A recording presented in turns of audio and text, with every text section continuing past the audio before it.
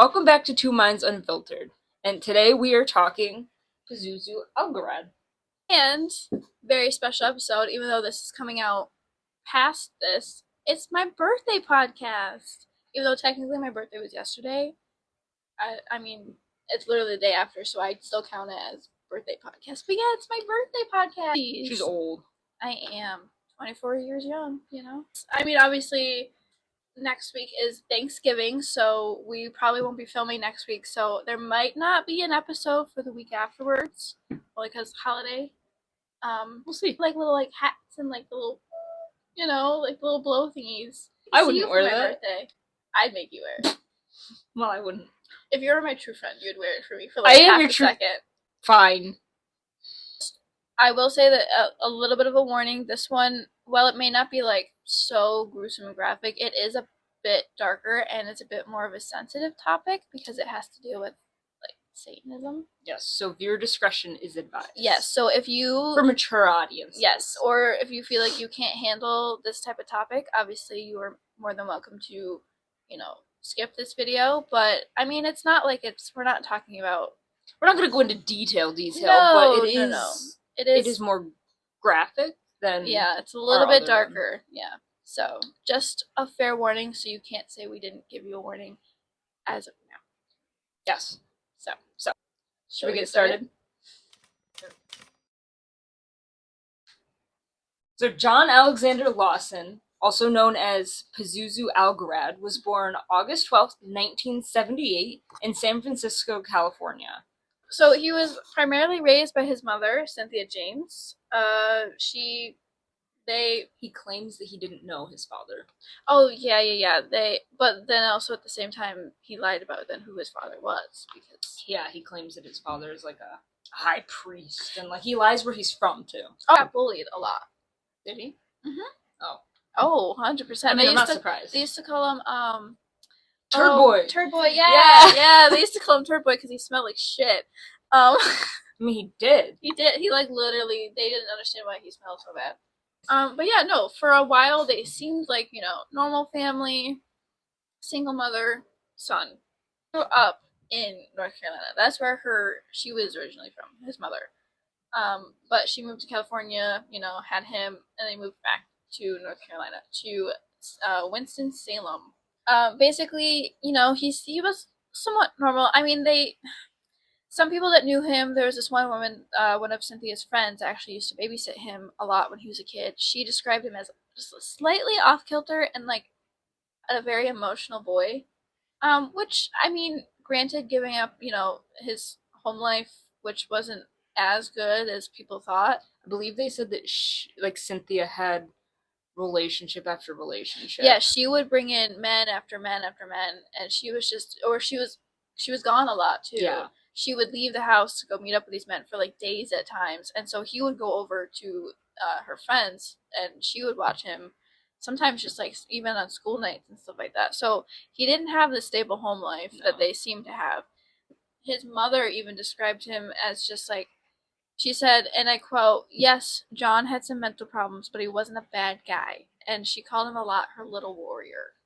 Yeah. So he was diagnosed with schizophrenia, and at a young age, which is actually when it presents itself. And he was diagnosed with other disorders as well, but he had social anxiety, major depressive disorder, schizophrenia, and agoraphobia, and he later on developed alcoholism, actually at the age of 13. But yes. His mother took him to professional therapy, or she got him professional treatment or something, and it went on for a little while, but she had to remove him from treatment because our system is broken. It is ungodly expensive to get professional help for mental disorders, and she couldn't afford it, so she pulled him from professional help, which is a big deal. Yeah, it's a big... obviously, it sucks, but it's also a big no-no. Because, because she acknowledged that her son needed help. Yes, but she also needed help, too. Yeah. Well, Yes. because like you said, where he was diagnosed pretty early on because he was showing signs of harming animals and consuming drugs and alcohol. So Yeah. he was like the epitome of like something was going on with this Mm-hmm. guy. So basically, at a little bit later down the line, while they were still in North Carolina, Cynthia actually got remarried, and now he hated him. He hated his stepfather so much. Like he would scream at him, "I hate you. I wish you would go unalive yourself." He became kind of recluse. Like he kind of just like went like in on himself. He became a very shy, timid boy. Um, but then they later separated, and that's when they actually started to see him outside and like you know be himself again, is what they described him. Yeah. But he didn't even really go to school that often. No. He was always absent, and he even repeated second and ninth grade before dropping out. Yes, he was a 19-year-old freshman in high Mm-hmm. school. I think what he repeated it 5 times. I don't know the specific number, but I know that eventually he just like He just gave was up. done. Yeah. So this led to him becoming Pazuzu. Um, the one that you see in his like mugshot, like that's what led to it. Mm-hmm. So he started to shave off his long locks, and he always had like a fascination kind of with demons and like the darker side to life and like the world. And Mm-hmm. so then he began dressing himself in a style that evoked the demons that he had become truly obsessed with. Yes. So basically, obviously, he changed his name. It happened in 2002. He changed it to conform to his satanic beliefs. Basically, it was chosen after Pazuzu and the La Algarad. Sorry if I'm mispronouncing that. I don't mean any offense. But it means the Lord of Locusts in Arabic. It was also apparently almost a homage to a legendary demon king who possessed the fictional character Regan McNeil in the film The Exorcist, because he was obsessed with the Exorcist films. Anything scary, like anything that had to do with demons, devils. He Whatever. he Yeah. was obsessed with them. Being his mother, his mom stated that he didn't worship the devil, but instead he worshipped a dragon named Tiamat. Tiamat. I don't know Close how to enough. pronounce that I don't know either. either. But it was a reference to a Mesopotamian goddess that was associated with the primordial sea and chaos. So, and Yes. sorry, I just want to add one thing. He also dressed in, because like this happened not too long after 9/11 happened, Yes. and he would dress with the head wrap on too. Yeah, he liked to invoke fear and Yes. emanate that he was powerful and Yes. dangerous to the outside world. And so after, obviously, like the United States was very on edge after 9/11, Mm-hmm. and so that gave him the stage to invoke more fear, Mm-hmm. um because terrorists. Yep. And so it gave him that like edge a Yes. little bit more. And it also gave him an edge because the town he lived in was a very Christian based town. So Yes. when, it came out that he was, dealing with the devil and the demons and even changed his name to a literal demon, Mm-hmm. people were going crazy. They were terrified of him. Yes. So, For like all of his, childhood troubles, he sought a way to escape that and deal with his pain. mm-hmm. And so at a very young age, at 13, he started heavily consuming alcohol. Oh, it says regularly. My apologies. Regularly. I I would mean, assume heavily too, but you would think. it's my personal assumption. That's not facts. Um Oops. Oopsie. His mother was worried about people that he was hanging out with, Mm-hmm. as you would worry, because he surrounded himself with not good people. No, but apparently not enough.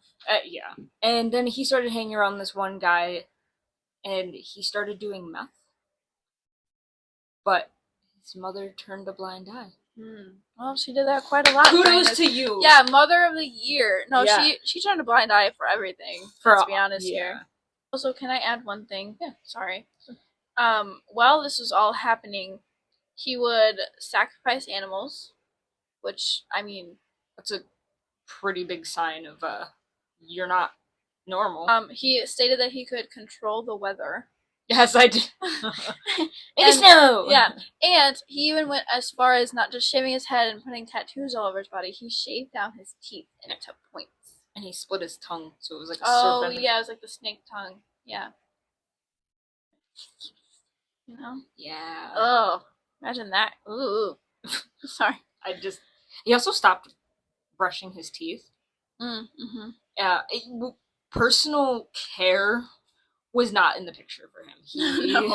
No. He did not bathe. He did not brush his teeth. He just didn't do anything to take care of himself. No. But I will add this. So at 17,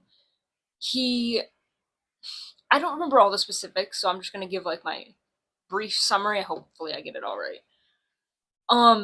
At 17, he was arrested and convicted for a murder, even though I don't believe he pulled the trigger. They shot somebody, and he was there in the vicinity. Like, was this at the park? Yeah. Yeah, I did read about this then. Yeah, no. Yes. Yeah, someone said that they I think they saw him there, or they described someone that looked like him being there. He just didn't do it, but he basically was an accomplice, I guess. Yeah. And so he went in, he got arrested and convicted and sentenced to I think it was probation. But he got tested, and they sat down and did a lot of evaluations on him. And it showed that, and this is where our system failed us yet again, because if they had gone through the proper steps, he would have been convicted and sentenced to life, and no one else would have died. No. Pazuzu would not have existed in the world as we know him today. There's a lot of things that they did wrong, even from the start, that he would probably not be a killer. They accidentally released his psychiatric evaluation, and so there was a lot of stuff, and like I said, I don't remember all the specifics, so I'm not going to try and formulate what I think it is, but there was a lot of backlash after that, and because the public could see his psychiatric evaluation, and they wanted him locked up, for good, and obviously that did not happen because we still have much more to talk about. I read that although he was diagnosed with schizophrenia, I looked into it a little bit more because schizophrenia is a spectrum disorder, and there's also different types of schizophrenia. So it's a personality disorder, and it's basically the umbrella version. But he was diagnosed with schizotypal personality disorder, which is, it's almost like a less severe type of schizophrenia. So there's the difference between the two is if you have SPD, they don't experience the severe psychotic symptoms like hallucinations, delusions that are very characteristic of schizophrenia. That is to say that they do experience odd beliefs, unusual behavior, and social anxiety, which he had. He had a lot of social anxiety, so much that he was actually agoraphobic. Yep. And then I know I just said that they don't experience like hallucinations and delusions, but he might have experienced like paranoia and like odd speech patterns, and definitely exhibited unusual behaviors. So it just goes to show that he was really suffering. Not that it excuses anything, but there's a lot to unpack there. Yeah. He also had, like I said, agoraphobia. Yeah, which if you don't know, I'm going to put out a disclaimer because it is a major misconception. Whoa. Sorry, Harold. Anyways, agoraphobia is not the fear of leaving your house. It is the fear of open spaces or public spaces. Yes. Which, yes, leaving your house means you're going out into a public space. Mm-hmm. So it is like the fear of leaving your house, but it's not that. If that makes sense, it is a pet peeve. I rest my case. It is also a form of anxiety. Yeah. But I won't go into that. But he had the extreme version. Like, I mean, that's why he missed so much school. It's like he would claim that, he would have severe panic when he would leave the house. So yes, it is like the general conception of like agoraphobia, but that's not how it's. We're gonna move on.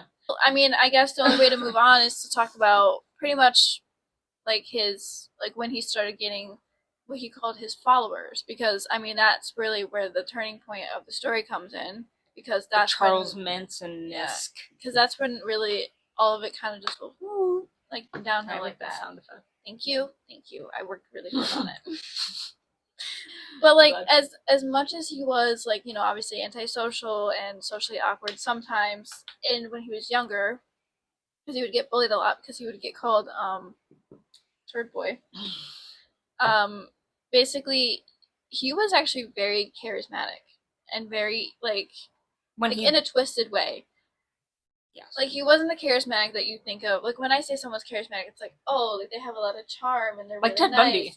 He wasn't like nice. He was just more like, he was alluring. Yes, because so obviously, he was troubled and he had all these drug addictions and alcohol addictions, and basically the misfit of misfits. Like, he targeted the you got it? Economically misfortuned. Yes. Unfortunate. Yeah, he attracted a lot of like the misfits, the outcasts, people who lived on the edge or even wanted to live on the edge. Yes.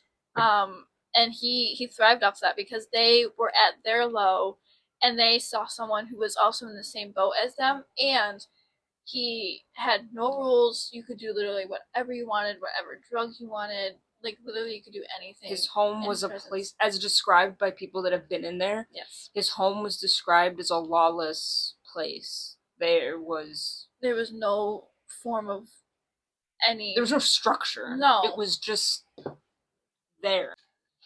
Well, yeah, I mean, it's hard it was to imagine. And the thing is, like, if you think that since there's no rules, it was filthy beyond compare. He also had, like, there was a bunch of nonsense written all over the walls and doors. Mm-hmm. There was blood on the walls. There were pictures of, like, satanic things. Yep, there was, like, pentagrams everywhere. There was a swastika on the ceiling. I saw. Did you see that one? I did. Yeah. I did. Loud and clear.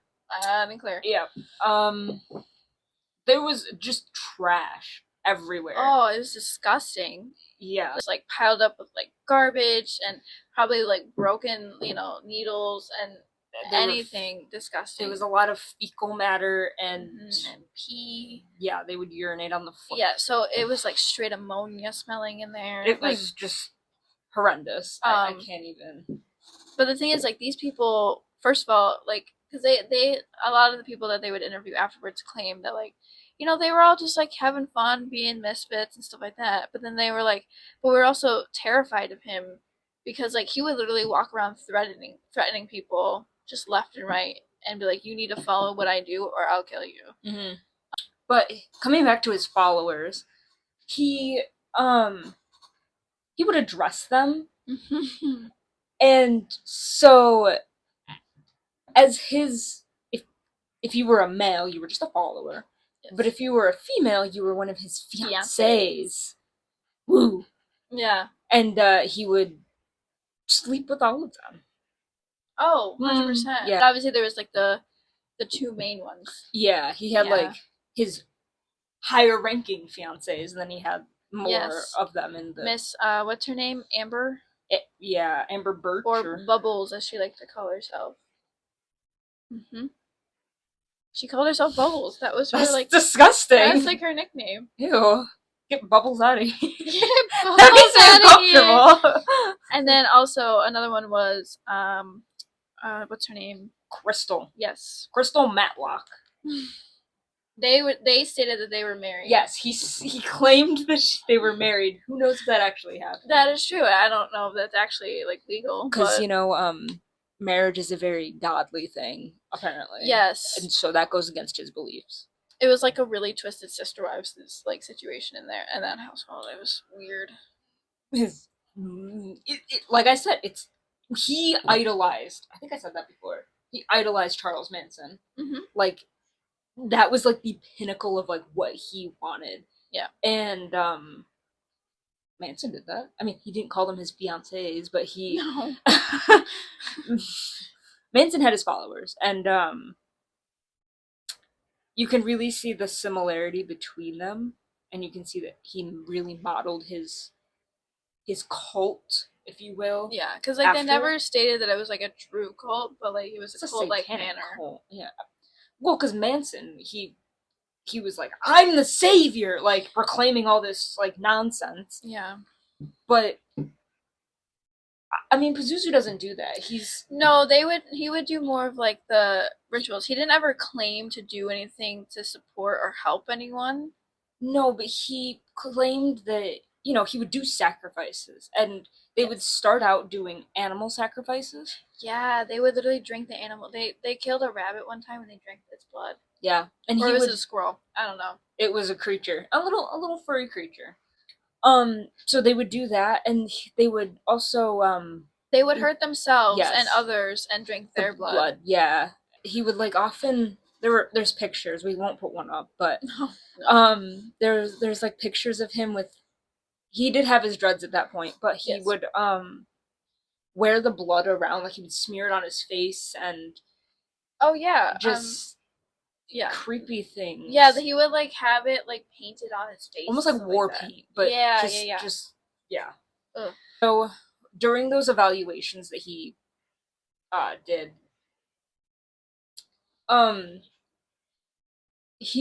it's said that the anxiety that he felt really limited his activities to the outside world.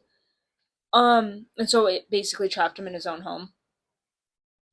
But that didn't stop him from gaining followers. No. And he would basically just send them out, and they would, entice people to come back with them. Yes. And that's how he grew his following. But it was also said that he was put on medications to kind of suppress his, chill him out. And he stopped taking them because they basically zombified him. Mm-hmm. And it's said that his mental illnesses were not the culprit behind his violence. Mm. Which is interesting. Mm-hmm. But he didn't have like violent schizophrenic like outbursts. Yeah. Yeah. It says here the psychiatrist states, I cannot connect up from a schizotypal personality structure to murders. Which is interesting. I didn't know that. Calling this case an outlier. Which I find very interesting. Yeah, that's that's weird. But hey, well, I mean, speaking of, before he even, like, there was like true like, known about murders, there was rumors of bodies being buried that began to like circulate in the entire town. And onto that, mm-hmm. he would proclaim that he killed people, and that he would bury them in his backyard, and he would like openly say this. And it's like, why wasn't that taken more seriously? People brought it to the police's like attention. Yep. His mother even said something like, yep. And nothing was done about it. So again, that's where the system failed. Yeah. Well, adding on to like where he would, because like he, as someone who killed people, he was never quiet about it. He didn't ever care that he just like outwardly like claimed that he did this, because like, well, first of all, according to some of his followers at the time, they would, he would tell them this, and then they'd be like, yeah, okay, buddy, like, sure, you have bodies in your basement, like, you totally. Or they'd be like, oh, well, think about this. Picture this in your mind, right? You run basically like a drug house that's just chaotic, absolutely chaotic. Yeah. All of these people in this house are drugged up and just they're not living their life, doing whatever. and you're out there proclaiming that you have like all these dead bodies, that you've killed these people, they're gonna be like, oh, like, yeah, oh, okay, cool, yeah, the okay. big tough guy, you know, like whatever helps you, you know, sleep at night, you know. And you know what I find crazy? This is going back to his psychiatric evaluations, but even in those, he would proclaim these, you know, these murders, and like that he would keep bodies in his backyard and like in the basement, and they did nothing about it. And that's really what outraged society when that got released, because they were like, why aren't you doing anything about this? Yeah. But police did answer some of them. Well, and they didn't find anything. Yeah, well, yeah. So I read up on it, and Bianca Heath was one of the people that were conveniently like going in and out of the home One all of the his time. fiancés. Yeah. Oh, actually, she did live there for a month, so she must have been one of his like lower ranking fiancés. Yes, because she never claimed that she was a fiancé. She said that she overheard him discussing killings along oblique mentions of even cannibalism. Like, but again, remember, you know, he's doing this as sacrifices. He believes that this is like his way to please the devil that he's. But yeah, apparently, bringing it back to like the murders and cannibalism, still, after he would kill them, he would drink the blood of his victims. So it's like, you know, I guess cannibalism, I guess, isn't too like it's not that far out there. No, but it was just like the way she brought it up. I was like, all of a sudden cannibalism. I was like, whoa.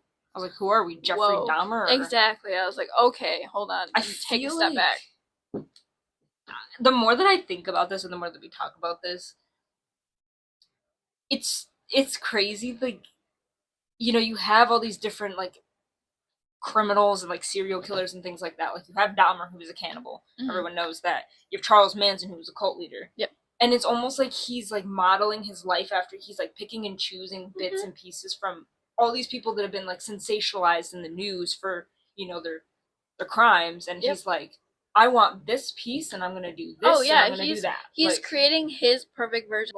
He's cultivating his own self. Yes. Yeah. So like he's becoming anyone but his actual self. Like he wants to be anyone but him. I feel like he's almost trying to get away from like Turd Boy. He's trying to remove himself, like so far remove himself that he cannot be like Pazuzu cannot be connected to John Lawson, Turd Boy. Yeah, he almost wanted to erase John Lawson completely. Like, yeah, so I'm gonna put this out as a disclaimer. This is our, like, this is not like anything that was researched. This is like this last like little bit of us talking. Oh yes, this is our interpretation. Yes. Disclaimer. So actually, you should probably put a disclaimer in before we start talking. Oh, I will. As like the little thing on the screen. Yeah. Okay. So they think that his first victim, because let's be honest, some claim that they don't believe he only just killed 2 people. I don't believe that. I think I read somewhere that he not confessed, but they like confirmed. Yes. Yeah, I know what you were going with that. They confirmed 2 people. 3 was it 3 people? 2. Oh. They found 2 people. Yeah, they found 2 skeletal remains. But the rest claim to be animals. I strongly believe that he killed. He killed more people than just 2. I would say, I'm going to take an estimate and say that he probably killed upwards of 5. Plus. I was thinking that same number because it's not too much, because he obviously wasn't killing for so long. But I think you're right. I think there's more people than they actually found. I mean, you never know what he did with them.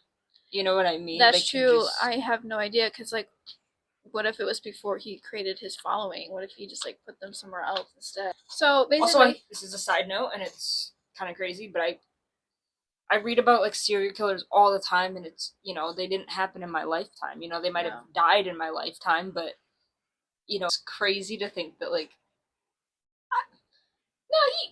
no, you have to kill 3 people, I think, right, to be a serial killer. 2 or more. 2 or more, or the intent of the kills have to be a certain thing. Like, it can't be like a. I'm not going to classify him as a serial killer. To me, he's not a serial killer. No, but they did sprinkle in some of the articles that they were calling him pretty much a serial killer because of the way that he was killing. He's serial killer-esque, but I'm in my personal book. I'm not going to classify him as a serial killer. Like, you know, as we know, found the 2 bodies. But the thing is, I think he would have been able to later if he kept killing. He would have been classified as one. 100%. So I think that's why they call him that, is because he wouldn't have stopped. Joshua Frederick Wetzler was his first acclaimed victim. Yes. They think that it happened sometime in, like, you know, after what, summer 2009, give or take. Basically, okay, so a little backstory about Mr. Josh himself. Um, basically, him and I forget his girlfriend's name at the time.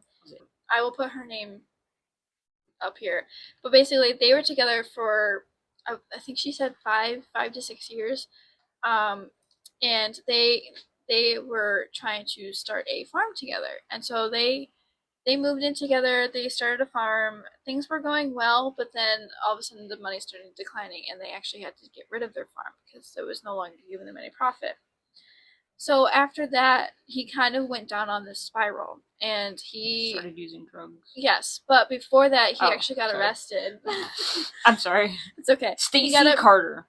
Oh, okay. Thank you. Yes, Stacey. Sorry. Okay. So basically, he was wrongfully convicted for a crime. So basically, there was drugs that were sent to him by mail, and because that's a felony, and it was connected to him, he got charged for it, and he was sent to jail. So that's kind of like the whole downhill start after that. He lost his job, he lost everything. He even lost her. And his son. Yes. But the son went with Stacey. Yes. He didn't pass away. No, I just meant he basically lost everything. Yes. Basically he went down this dark path, and I believe he started using drugs, or that's what they claimed. I don't know if it's ever been. I don't know that it was like hard drugs, like. No, I think she said that he was doing mushroom type drugs, like hallucinogens. Hallucinogens. Yes. Basically, but at the same time, she lost contact with him because he was just going off the rails. Like, he didn't want any. He didn't have any part of their son's life. But then she later found out that he got with this wrong group of friends, which turned out to be Pazuzu and his gang. And she was confused because she's like, that's not like him, that's not his character. Like, even if he got into that kind of stuff, you know, he wouldn't really be part of that type of crowd because they were so intense. And he was more of like, she described him as more of like, you know, just your typical male. Like, he wasn't loud, he wasn't obnoxious, he was just kind of like there. So she was like, it felt very out of character for him. And apparently he had been staying and sleeping on Pazuzu's couch for, I think, months, if anything. But she later then claimed him missing because there was no one could find him, and they didn't even search for him. So. I thought it was that he it wasn't uncharacteristic of him to go out and just not have contact, but I'm pretty sure that it was not uncharacteristic of him to just fall off the face of the earth. It was the crowd of people he was hanging around. Right, no. But I'm saying that's why it took her so long to report him missing. Yes. Because she was just like, oh well, sometimes he just up and leaves. Yes. Okay, so that is him. Yes. I was like, that doesn't seem. No, but I mean out of character in the sense of the friendships that he was the people that he was around. Yes, because he was not like that. No. He was not like those those people. So she claimed that he was missing. No one believed her. No one said anything, and it was just left dormant for a long time. And then someone came along that was I can't remember her name either. Sorry. They showed her a video because they used to take home videos all the time of them having their inappropriate times with each other.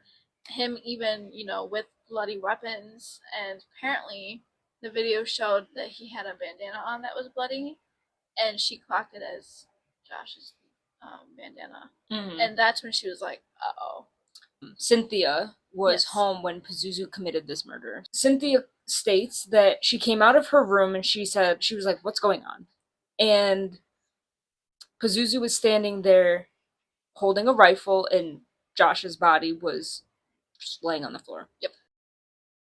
She was just like, Josh is laying on the floor, and I'm like, oh my god. And then she doesn't remember. No, she literally just returned to her bedroom and acted like it was nothing. She literally, I think it said that she she just was like, okay. And Yeah. she turned around, walked to her bedroom, and closed the door behind her, and Yeah. went on with her life. She literally went to work. She finished getting ready for work, and she went. And I was just like, oh yeah, it says it here. Yep. She asked him to sit in the den before she returned to her bedroom, where she thought about her options before choosing to do nothing. Yep. And then she came out and said, I'm going to work. Mm-hmm. Excuse me? You just saw that your son shot somebody. Yeah, and you're like, good for you, honey. I'm going to work. Yeah, because she said in her interview, she's like, yeah, I heard a pop, but I just didn't really think anything of it. And another thing is that when she came back, apparently they moved his body down to the basement. Mm-hmm. And another thing is when that friend came over to find out if he actually was the person, like the last place that he went missing at, she went down to the basement, and she did not like what she found. Basically, he was tied up. Oh yeah, he was chained in the basement, starved, and then Pazuzu would go down and then ended up killing him. Yes, but before he was dead, or actually no, it might have been even after he was. His blood. They drank his blood, but they removed some of his body parts. I didn't see They that. severed off both of his arms and his appendage, if you know what I mean. Yeah, and they scattered his body out in the backyard. They like did. That. Yeah. And when she came home that night, well, after she found out that his friends had moved Wetzler's body to the basement, yep, she again went to her bedroom and closed the door. I was just like blown away by that. But and then later found out, because they kept the autopsy for a long time on him. Apparently, Stacy got to read it. Yeah. And there was 3 gunshot wounds to the head and 5 to the body, 5 to the torso. There was there was 8 in total, but 3 were to the head, 5 were to the body. Yeah, she got choked up reading that. She did, and I felt so bad for her. Yeah, they killed him execution style. Yes, and Amber was Actually, I don't think he died immediately from those headshots. No, that's why he kept shooting him. Yeah. Mm-hmm. Yep. He was still alive. That is my nonverbal reaction. And after he was passed away, that's when they did the slice and dice. I mean, at least they waited. I guess, but well, I mean, it doesn't make it much better. I don't know. It doesn't make it better. I don't know if they waited for the appendage after he was dead. That might have been when he was alive. I don't know. I would have just wanted to die after that. I have no specifics on that. No, but yeah, they would like go down there and like, because obviously his 2 accomplices, or however you want to, fiancés. Yes, the 2 girls. They actually were known about it, and they helped him bury them. Mm-hmm. And Amber actually she wasn't there when the murder happened. She was there after to help move the body into the backyard. And she was so proud of herself too. She boasted it to everyone. She said, I buried his body back here. Like, she did not keep it quiet either. These people didn't know how to keep their mouth shut. Didn't matter. No. Cynthia, his mother, tried to put the blame on Amber as the one that killed. Yes, I saw that. Yeah, that's where she went to the police, and she tried to frame Amber as the one that killed. And then they said, okay, well, do you give us permission to search your home? She goes, no, because she knew what they were gonna find if they went into the house, and she was still protecting him. And what I don't understand is why you would go to the police, right? You go to the police, and they're like, they know you're hiding something if you say no. Yeah. And she's like, and she goes to the police, and then, can we search your home? Yeah. No. Then go home. Yeah, why did you even say anything? Amber's not the sole problem here. I'm like, your son is literally like crafting his, like, and here's what I don't understand. She might not have like seen him kill him. Mm-hmm. But she came out and saw Wetzler's body on the ground. I don't know exactly, but I'm just gonna, this is my, that's my somewhat understanding of it. I just need it. Sorry. Let's say this is Pazuzu and Wetzler. Yeah. She comes out of her room. Yep. Sees Pazuzu standing there. This is gonna be my little gun. Right? Sees this. Immediately comes back. Yep. And then I just can't. And then don't forget is that the front door is in the living room, so she had to walk back out to walk over the spot where he died. Oh yes, the lovely drawing. I don't know why I actually drew that. That's fine. I think you were just trying to get the full potential of like how she really just like walked through as there was a body just chilling. I understand that it's your son, but yeah, but there's a time and a place that you should defend them and not defend them. This being one that you don't. No. Apparently, it took them 5 years for the officers to even do a in-depth like examination of the house to turn up the body. Friend who was in the house who was kind of probably a druggie, let's be honest here. She went to the police to claim, I think the missing person that you guys are talking about is dead in this person's backyard. The first time they ever looked, they basically just like they went up to his front door, knocked on it, asked him, "Did you murder anybody?" And Pazuzu goes, "No," and they shut the door and walked out. Yep. Like, I'm sorry. Real great sleuthing.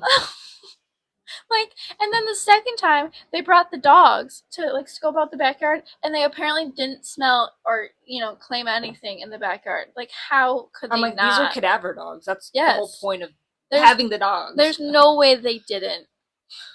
And even the town knew, and they did nothing.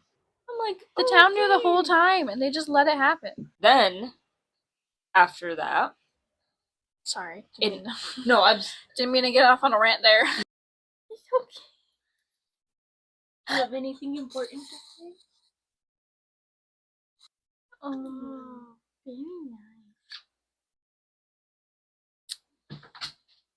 He's gone. Okay. My shirt pinched me. Ghost. Tarina Billings contacted the sheriff's office with a lead because her father apparently had seen a body in the basement in Pazuzu's home. So basically, his father, I believe, was I don't know if you would say he was like part of the followers, but he was like in it more than he should have. Yeah. And she followed her father to Pazuzu's house to find out where he was going because he was being really secretive. And then he actually caught her out in his yard. He said, "Go home. Do not come back here ever again." But she reported it to the police. That was very ambiguous, and I wasn't sure what exactly he was, but I'm assuming he's kind of like a follower, or like a maybe not like a devout follower, but very close. Because he said that he was like he saw him burying the bodies. And then they also stated that her father claimed that they used chlorine and cat litter to like cover up this, like clean up and cover up the smell. Yeah, because like apparently when people would walk in there, they thought it smelled like absolute like death when they walked in the house. Well, can you blame them? No. I don't even want to know what kind of smell that was, but it says that Algarad had reportedly told Alan Billings that he shot the man 10 times for being a snitch. Mm-hmm. But we know that it was actually 8 times. 3. I think the autopsy said, I believe, 8 times. I mean, correct me if I'm wrong, future self. I don't see what he would be a snitch for. Because like, Pazuzu was out there proclaiming that he did all these things anyway, so... Yeah, so it's like, how can you be a snitch if you're telling everyone that you've already done this stuff? And also, I'm not quite sure if Josh would have said anything to anyone because he was seeking, like, a home at Pazuzu's place. Police went in to walk through the home. They found animal cages with carcasses in them, and it's suspected, this is my personal opinion, but I would assume that they kept them in there for, like, animal sacrifices. But then he got into, like, human sacrifices. Yeah, so... although he did have, like, dogs as pets. I know that. Yeah. He had multiple dogs, and they would actually, like, even eat the excrements of like, people's stuff. I don't think he ever sacrificed dogs. I think it seemed like he sacrificed a lot of more, like, smaller wildlife creatures. I don't know. It seemed like they had... Like, he would almost, like, go out and find, like, rabbits, squirrels, like, small, like, furry critters, and... Yeah. collect them. They also like used these like new technical devices, and apparently that still didn't even pick anything up. So it's like, how, like, there's no way that even if there's not like an actual dead body laying on the floor in the house, there's no way that you didn't find anything. Like, hello? Which I just think is crazy that they really couldn't find evidence when there's evidence everywhere. Supposedly something about chlorine, which any good detective would know that that's used for cleanups. Yes, although he did have a pool in the backyard. He did. When they were looking through the house and like the backyard, one of the officers actually got scared by a cat that was under the porch. Oh yeah. I just thought that was kind of funny. It wasn't really that funny of a circumstance, but like I was like, oh, this big old burly police officer got scared by a little kitten under. Got scared by a little kitten underneath the porch. Yeah. Okay, well, it's really loud. Let's just say there was supposed another victim. His name was Emmerich Chandler, and basically he was reported missing after he was seen in a park in 2010. But I don't. When I read the article and it mentioned Emmerich, it really didn't give me anything other than like he was shot at the park, and I think that's the one that they accused him of the murder, the first one. I yeah, believe. And then he got all those tests, and then it got leaked to the Yes. press. And later in October, Tommy Welch disappeared on October 3rd in 2009. He had plans with like to have like a family night, and I think he was heading out. I think he left the family night. It says they gave hugs, and we will be back later. We will watch a movie and get some pizza once the kids go to bed. That was the plan, according to Carrie Price, which is his sister-in-law. I thought you were going with that, but alright. Anyway, after Tommy had walked a half a mile to his home, and he said he would be right back. Yes. But he never returned. He left as like an intermission kind of thing, and then was supposed to come back. Yeah, because he was getting them food. He was getting them pizza. Oh. And then he was supposed to come back with said pizza, but he never returned. What happened at the actual house, because obviously that's where he ended up being. Which I don't understand. How he got from there to there? Yeah, I'm not sure. They abducted him, actually. Yeah, I think because it was like, he did not go willingly, I can tell you that one. No, I mean, well, actually, I almost said would anybody, but yeah, plenty of people did. Yeah, that's how we got into this mess. Yeah. Let's say, I don't know, it doesn't give a direction, so I'm just gonna speculate what direction he went. So this is Carrie's house. And then he left to draw. Let's say his house is, because it said it was right down the road. Well, yeah, it has to be walking distance. So let's say his house is like here. Everyone, just so you know, that they're on the same street as Pazuzu. This is all happening in the same like neighborhood vicinity. Yes. Let's say that this is Pazuzu's house down here. So he left here to head home. We got to his home. He was supposed to go get pizza. Yes, and I don't know if that means that he was supposed to order pizza from his phone or go and get the pizza, but either way, he left his house back again to come back to his sister-in-law's house. But he never made it back. Because I'm assuming that he got abducted. Pretty much, either that or persuaded to go over to the neighbors. Because they always used to say, once you go inside that house, you don't leave. Yes. But we'll say that he got persuaded.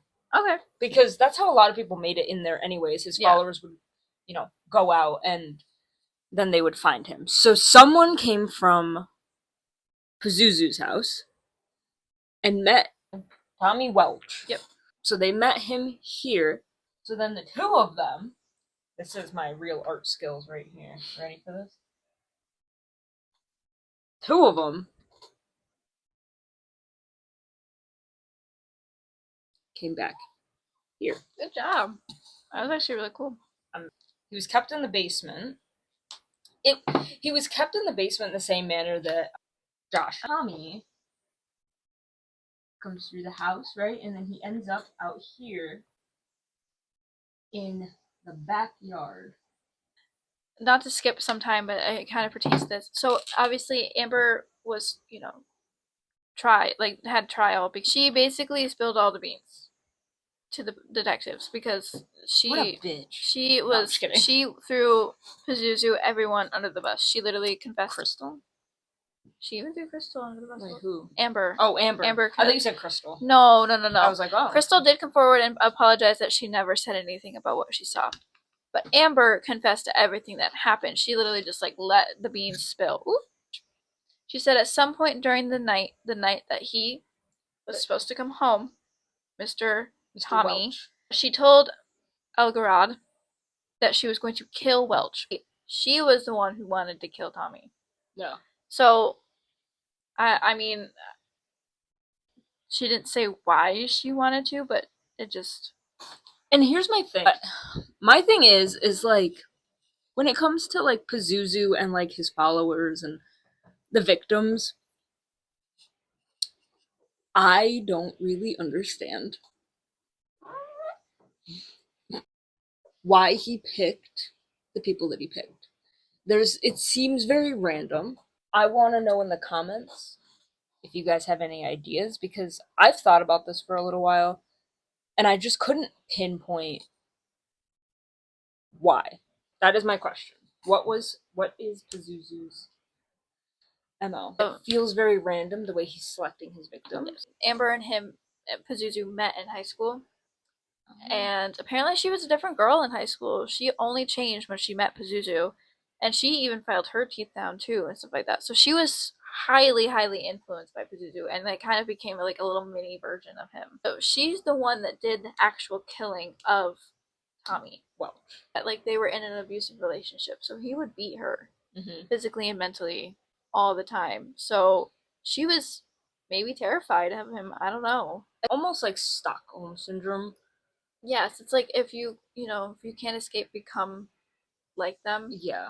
So you can live. The people that he preyed on, kind of, they were very impressionable, and he knew that because it's almost like, again, like Charles Manson.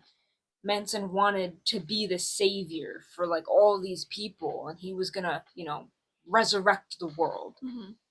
And it almost seems like Pazuzu is taking that idea and like using it, but with the outcasts and like the lower class people and like the less fortunate. And he's saying, he's almost like, I'm gonna give you a better life. I'm gonna give you this. Like, if you come follow me, you can live the life that you want, almost. Yeah. But when I was watching the documentary, this one girl came on. I will put her name up on the screen. I can't remember her name off the top of my head. It doesn't name her on here. It was one of Stacy's friends. Basically, this friend of hers was involved with Pazuzu, because who wasn't? Exactly. At this point. And she was in there and she was like really uncomfortable, and obviously she had heard that they had killed someone, and she was like, oh, I don't know how true that actually is. And then she actually went down and saw the body, which was probably so disturbing, but at the time she didn't know who it was really, because they didn't give a name, they didn't say anything, they literally just showed the body. And I remember, I think she said that she went to visit Stacy after finding that, and Stacy was talking about how her ex-partner went missing and blah blah, and was talking about all the things, and something started connecting the dots in her friend's brain, and she was like, uh-oh, like. And then she saw Stacy's son out in the field, and she was like, oh no, I know that face. I just saw his father in the basement of Pazuzu's house. Yeah. And she was like, crap, like, what do I do? Like, how do I tell her that I am associated with someone who killed her former lover? Her did tell Stacy, and Stacy was like, what the heck? And then even Stacy went to the police to tell them that she thinks that the missing person is the person that her friend found in the basement. And they go, oh yeah, we've had multiple reports by now of missing people and dead bodies, possibly in a basement or in a backyard somewhere. And she's like, okay, like, are you guys gonna do anything? They literally didn't do anything. They did these half-ass searches. 5 years it just went with like nothing, and people kept reporting it and reporting it and reporting it until they are finally like, Man, a lot of people are reporting the same exact thing. Maybe we should check it out for real. It's crazy how that works. Yeah, I just imagine like what would have happened if the community actually like mustered up the courage to say something, because it took finally one neighbor, that one with the dad that helped bury the body, Yeah. for them to finally be like, maybe we should check this out for Well, real. I'm just gonna say it now. Going back to that idea that he murdered the guy in the park, Yeah. and then they got him on that. Just saying, Well, I 'cause said it before. yeah. He should have been incarcerated at that time. Well, let's look at the facts. Every time that he's killed someone, it's been with a shotgun. Those And aren't quiet either. no, and the thing is, the guy that died in the park was killed with a shotgun. Mm-hmm. So it's like he has the same weapon for. He's never used any other way to kill them. They're very impersonal killings too. I don't know. Would you say it's anger, or would you say it's just sick satisfaction of shooting someone?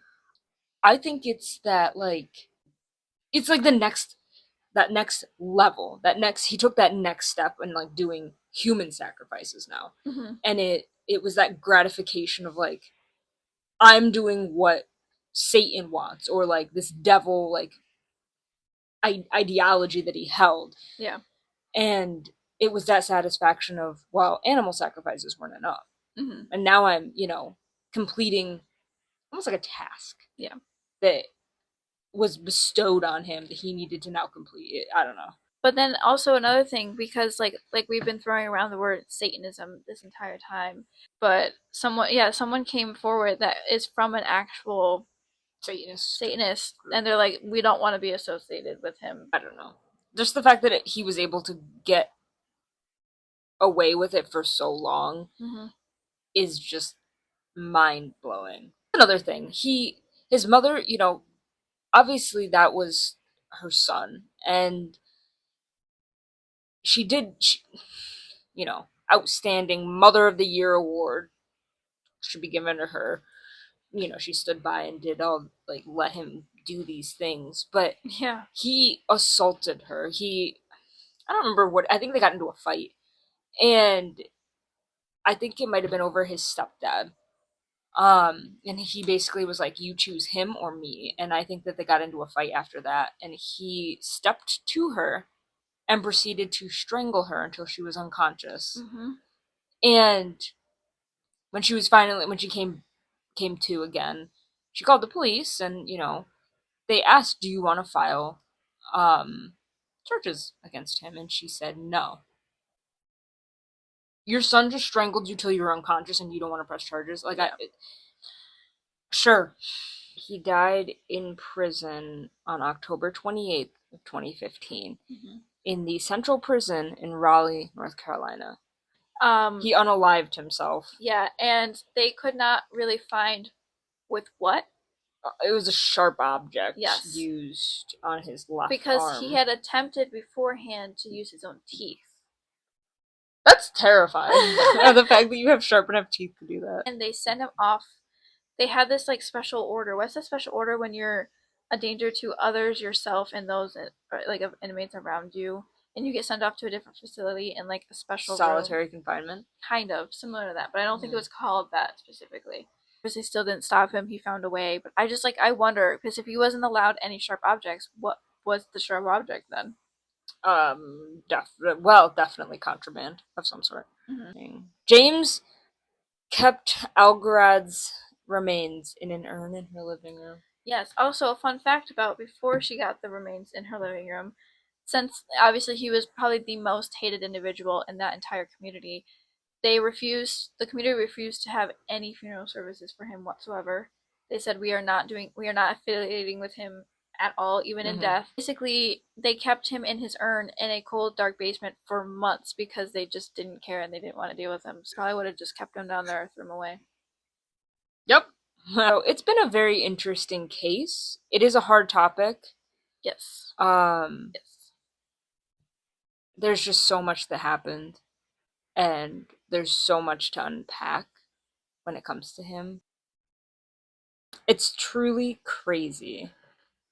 I'm more just astonished by the mom and how she acted with all of this. Like, she should have been convicted and being like, she basically was an accomplice. Oh, I didn't mean to touch the microphone. I did want to point out one thing. So when I was I was digging into like um the records on, well, not records, but I was looking into his mental disorders that he was diagnosed with. And while they say that it didn't directly lead to him having violent behaviors and things like that. Um, I did look up some statistics on these disorders, and it shows.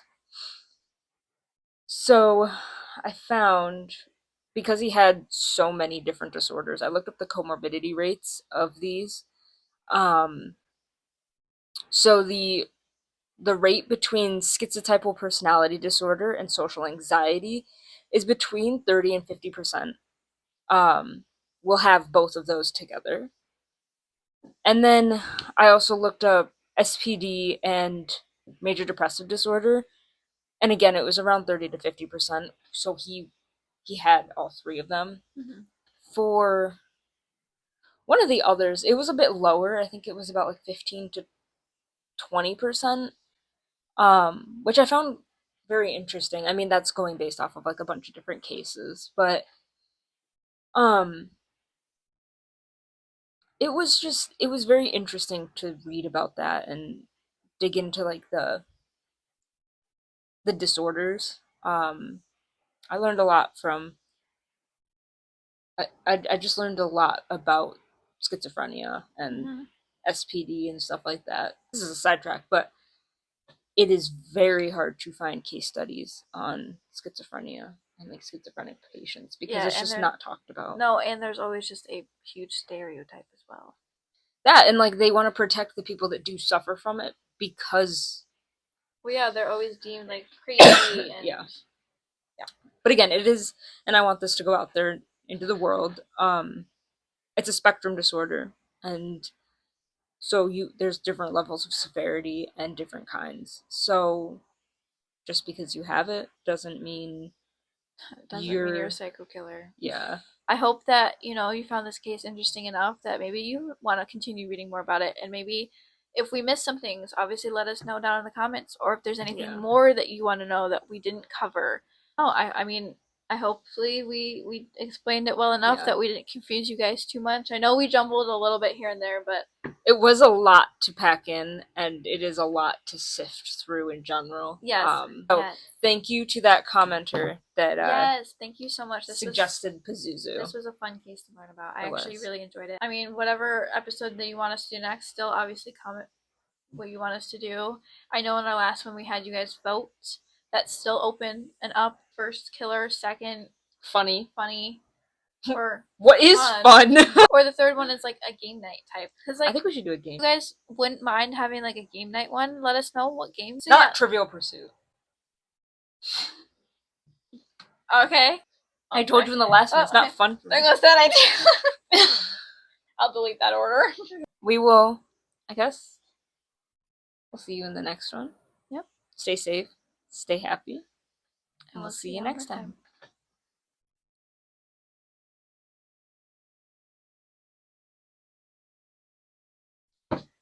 Deuce. Deuces. And just like go under the table.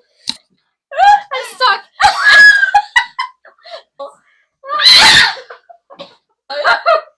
Ow! Oh no, Sean. What did you do? My knee hit the vent, and it went on the corner of the vent. Oh, this is gonna leave a mark.